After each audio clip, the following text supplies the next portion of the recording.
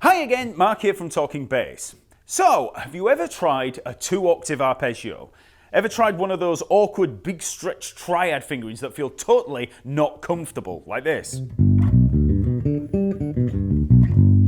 Well, today we're going to fix that by looking at an easier way to play them, and you might even find that you can play them super fast like a freaky bass shredder.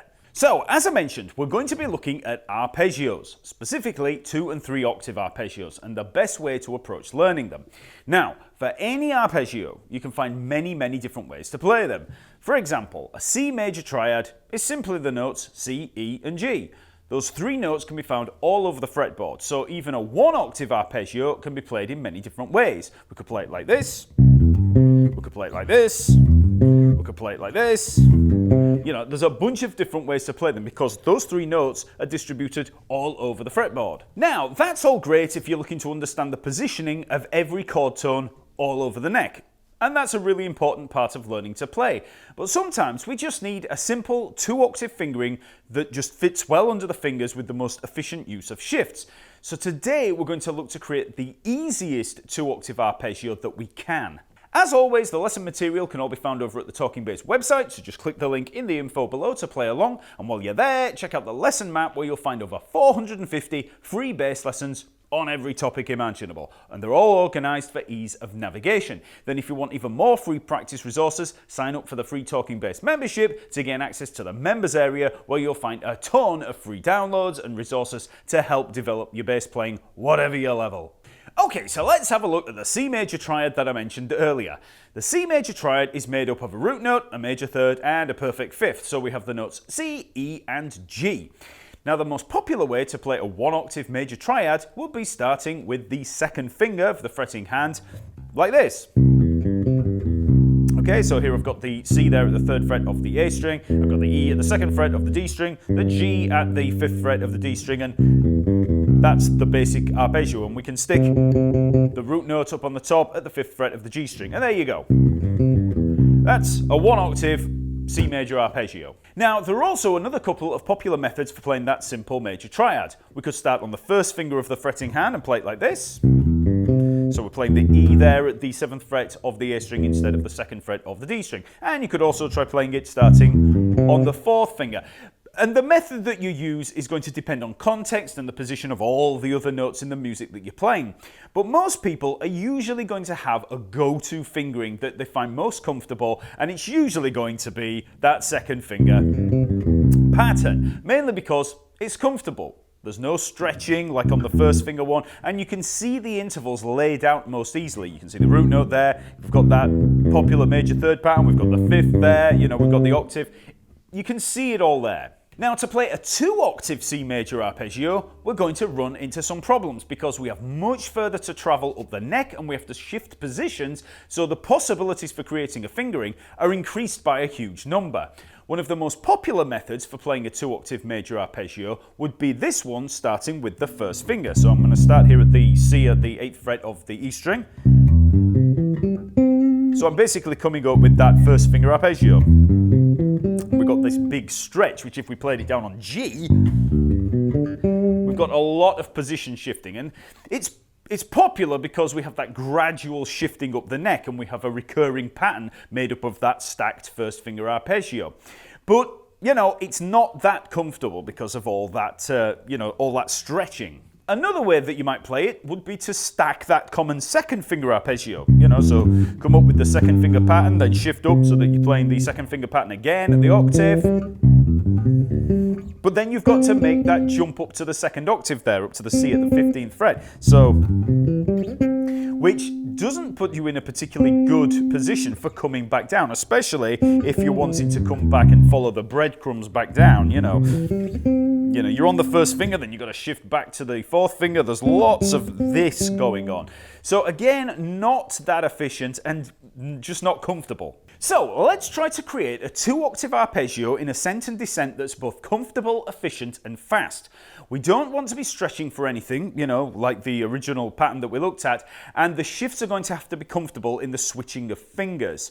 So we're going to try working up from the C here at the 8th fret of the E string, and that gives us a bit of room to maneuver. And we're going to work up one note at a time so we can analyze which shifts we're going to make at which point. So we already know that we don't want to stretch, so I'm going to start with the second finger instead of the first finger for that C, okay?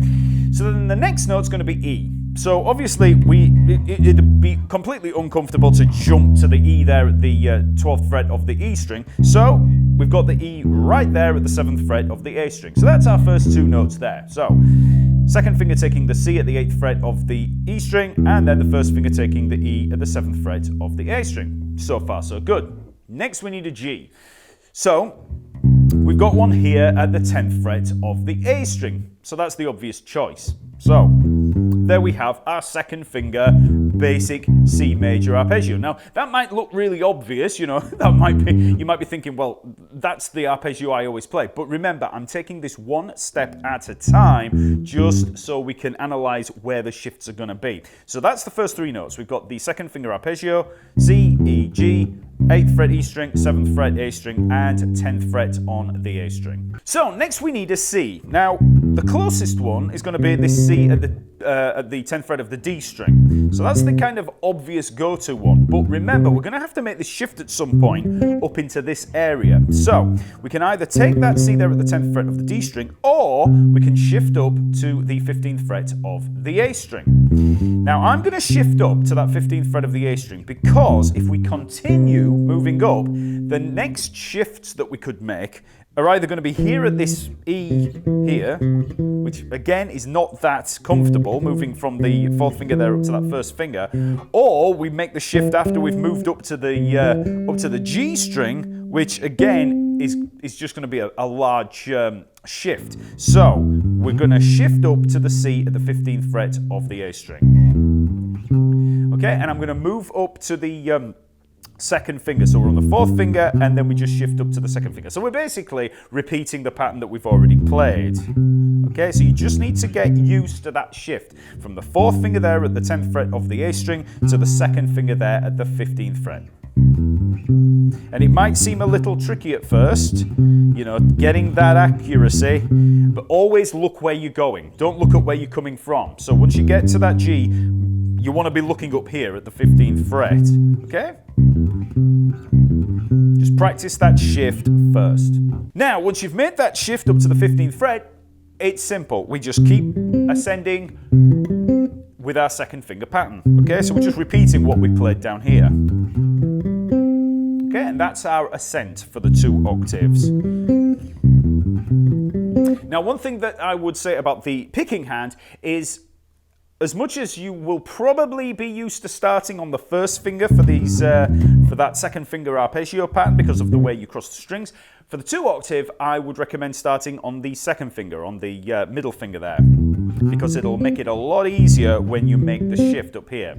Just trust me on that one. If you actually start on the first finger, when you get here to that 15th fret, you're then on the second finger, and then it feels a bit awkward moving up with the first finger. So just try with the second finger at the start, okay? And there's your ascent. Okay, now let's have a look at the descent. So we could just work back down through the breadcrumbs, you know, come down like this. But there is a problem.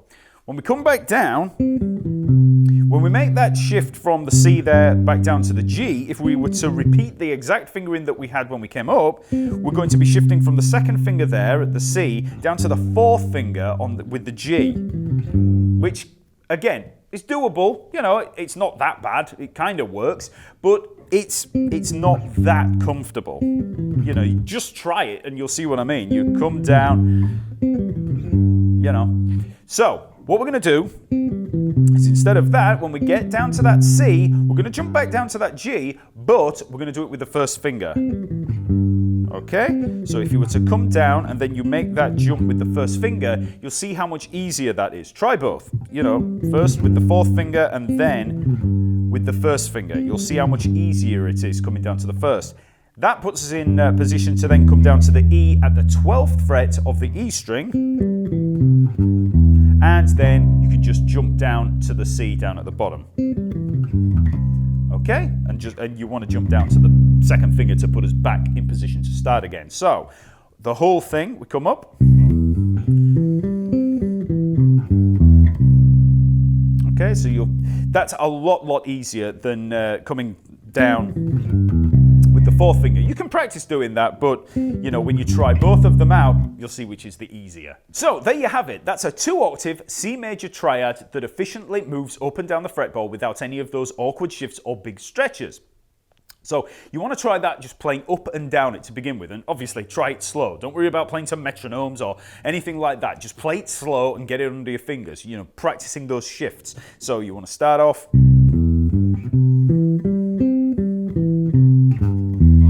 Okay, there, I messed it up. So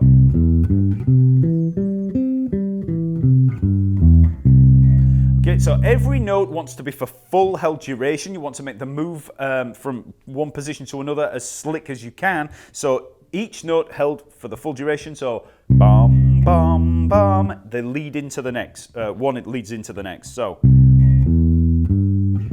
And then when you make that shift, be sure to shift at the very last second. You want to shift on the beat, okay? Don't take your finger off and then move. It wants to be held down all the way up to when you actually make the shift. Slow as you can. And then just run it round and round.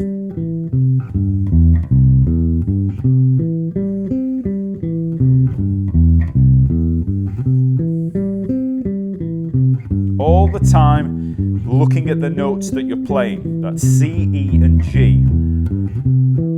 When you come back down, you should know that you're on that fifth of C, that it's that G, okay?